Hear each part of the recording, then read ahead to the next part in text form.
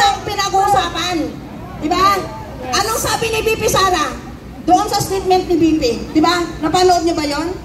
Pagtapos na yung session, nakapatay na yung microphone, wala nang media, anong sabi ng mga tuwad ko? Anong sabi ni Chua? Pasensya na kayo. Mag-i-election na kasi. Kailangan namin ng pera. Pakisabi kay VP Sara, sorry talaga. Ano yon? Di ba pera-pera? Anong tawag sa kanila? Mukhang pera. Di ba may pinagmanahan? Saan sila kumukuha ng pera? Saan sila kumukuha ng pera? Ha? Tax ng bayan. O di ba, buwis natin yun. Buwis natin. Mahiya sila. Pinagyayabang nila. Kaninong pera yan? Kanila? Mahiya sila sa kaluluwa nila, no? Di ba pera natin yan? Pera ng sambayan ng Pilipino. Yung mga mahihirap, kahit isang tuka, nagbabayad ng buwis. Katiting na lang yung sahod mo, babawasan pa kasi kailangan mo magbayad ng buwis. Sinong nakikinabang? Yung mga magnanakaw dyan sa Congress. Di ba? Kawawa ang mga Pilipino. Umunlad ba tayo? Hindi. Anong ginawa nila sa budget sa Mindanao? Doon sa railways. Tinanggal na nila ng pondo. Dahil ang ginawa nila, bawat lugar, kahit walang pandemya, walang bagyo, namimigay ng ayuda. Tama ba yun? Si Tatay Digong nagbigay ng ayuda dahil pandemya. Ang tao hindi makakilos, hindi makatrabaho, walang makain. Kailangan ng pera, kaya nagbigay ng ayuda. Di ba? Diyan mo makita na sa karton ng DSWD na yan. Dahil isa ako sa nakakuha dyan. Noong panahon ni Tatay Digong, ang laman yan, 5 kilong bigas, 17 kadilata, 10 energy, 10 kopi ko. Ngayon ilan na lang naman? Kaya nakakuha ko ulit. 5 kilong bigas na babaho, 10 kilong sardinas na pinakamababang uri ng sardinas, 3 pirasong kopi ko. Nasaan yung iba? Di ba kinating nila? Lumiit pa yung karton. O di ba? Lumiit pa yung karton. In fairness yan. Pinagyayabang nila. Pinagyayabang nila yan. Pumunta na sa probensya. Sa probinsya pumupunta sila. Ang nasalanta, 5,000 kapamilya. Ang nabibigyan, 2,000. Pero pinagyayabang. Paano yung 3,000? Nga! Di ba? Anong gagawin natin sa kanila ngayon? O di ba? Tapos pag natatamaan sila, mamaya viral ka na sa social media. Pag natatamaan sila, yung nagsasalita katulad sa amin, mamaya viral ka na sa social media. Bakit itong si Mita? Ano ang ginagawa nito? Sa Facebook? Sa mga vloggers natin?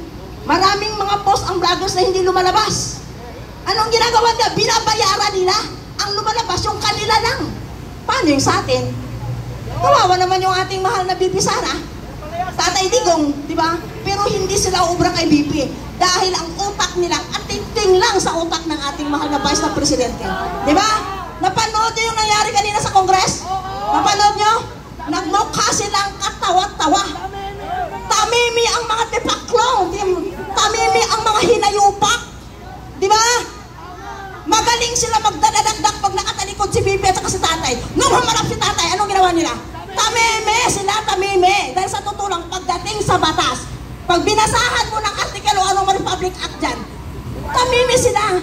Kay Congressman Marcolita lang kanina eh. Nakanganga na si nakanganga na si Chua at saka kay VP Sara eh. Gano'n na lang si Chua, hindi niya alam kung ano sasabihin niya.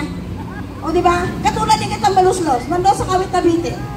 Ilang-speech siya, mga 10 minutes, kasi sa totoo nandun ako, saksi ako nun. Nung wala na siyang masabi, dahil wala na siyang masabi, dahil alam mo po, di ba blanco utak niyan, di ba? Wala siyang alam. Anong sinabi niya? Ganun lang sinabi niya, wala na siyang masabi. Wala na siyang masabi. In fairness. Wala siyang masabi. Anong sabi ng mga tao? Ang dami mo pang sinasatsat. Ibigay mo na yung 5,000 at saka 5 kilong bigas at kami ay uwi. Hindi naman ito ang pinunta namin dito. Yung ayuda namin. Di ba? Nakikita mo yung pulso ng taong bayan. Na kung sino talaga yung dapat na maging leader. Yung may puso at malasakit sa ating mahihirap.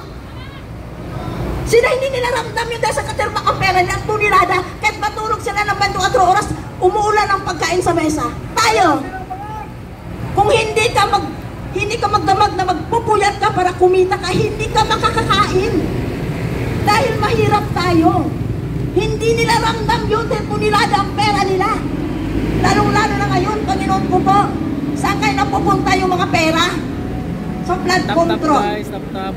Ang ayuda, akala nyo ba, pag nag-release sila ng ayuda, akala nyo lahat nabibigay yan? Kalahati lang nabibigay yan, ang kalahati. Saan pupunta? Diba? Napakasakit sa totoo lang. Ako sa totoo, ayaw ko magsalita. Pero, hindi na talaga kaya eh. Katulad ng ginagawa na kay BP Sara sa pagigipin nila. Pangalawa na, dalawa ng pasyente natin. Dalawa ng pasyente natin ngayon. Yung isa tumaas ang BP. Si Atty. Lopez, dinitin nila. Hindi na kayanan yung, mantakin mo, hindi ka naman convicted. Bakit ka dadalhin mo sa correctional? Di ba mga buang? Kung sinasabi si BP daw, may ano daw, may tama na daw ang utak ni BP, magpatingin na daw sa psychiatrist. Sa totoo lang sila ang may sayad sa ulo. Dahil alam mo kung bakit, hindi nila alam yung ginagawa nila. Alam ba nila? Kung talagang matalino sila, sinusunod nila ang batas. Sinusunod nila, sinuhumpaan sa salaysay nila. Hindi nila gagawin yan. Dahil lapag sa batas yan, ang karapatang ng tao. Diba? Porque ba't sila na yung kapangyarihan? Ang gusto nila, nasusunod na lang. Katulad ngayon, may sabi-sabi na ipaalis na daw si BP. Payag ba tayo doon? Hindi! Para naman ang mukha nila. Diba? Sa anong dahilan? Para hindi na si BP makakilos. Si Tambaluslos na yung maglataway ng papunta pabalik. Ha? Pumunta sa isang lugar. Grabe ang buffet. Naka-helicopter pa. Di ba? Ilang bus ang inupahan nila para maghatid sundo ng mga congressman ko, no? Ha? Pag-uwi sa Caterback, ang may giveaways pa. Unlimited ang buffet. Ang daming pagkain. Bundat ang tiyanos kakakain, hindi naubos. Sa Caterback ang pundo nila. Di ba? Kahit saan sila pumupunta, umuulan ng pagkain. Umuulan ng giveaways. Big time ang mga venue. Di ba? Kaya dapat anong gawin natin ngayon? Impeach BBM! Di ba? Anong gagawin natin? Impeach BBM! Masakit para sa mga mahihirap na sambayan ng Pilipino. Lalong-lalo na yung ating mga OFW na nagkukuskos ng kubeta pero malaki ang kontribusyon sa ating bansa pagdating sa buwis. Di ba? Nagkukuskos lang yan ang kubeta, ang hirap. Halos walang tulog. Samantalang ang mga congressman sa Congress, naka-24, naka-aircon, sus may gulay, ang pera tunilada. Di ba? Ang kakapal ng mga mukha. Tapos sabihin nila, lahat daw sila nagmamalasakit sa bansa. Anong pinagmamalasakitan nila? Pera ng bayan. Di ba? Narinig mo naman siguro yung mga nangyayari araw-araw. Nasubaybayan po natin yan. Lahat yan hindi yan maitago sa taong bayan dahil naka-live po yan. Lahat ng sinasabi nila. Kaya kanina, sinupalpal ni BP Sara si Chowa. Dininay niyan, hindi daw siya nagsabi na sekretary. Sinabihan ni BP Sara, sino bang nagdidesisyon pagdating sa appointment? Sino ang tumanggap ng resignation ni Asik at saka ni Yosek? Di ba ang mahal na Pangulo? Ay bakit nila ngayon idinidiin si BP Sara?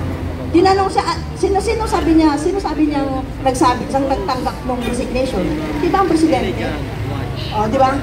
Tapos, anong sinagot ni Chowa? Secretary daw. Di ba? Tanga, walang alam. Di ba? Dapat lahat na sila lilinisin natin. Ilagay natin yung mga taong karapat-dapat na makatulong sa atin, may malasakit sa bayan, lalong-lalo na sa mga mahihirap. Di ba? Katiting na lang yung sahod mo. Katiting. Obligasyon mong magbayad ng buwis. Kasi yan ay tungkulin ng isang sambayan ng Pilipino, ang magbayad ng buwis. Pero anong ginagawa nila sa pera natin? Manghingi ka ng tulong sa PhilHealth. Pahirapan. Mabuti na lang nandiyan yung malasakit.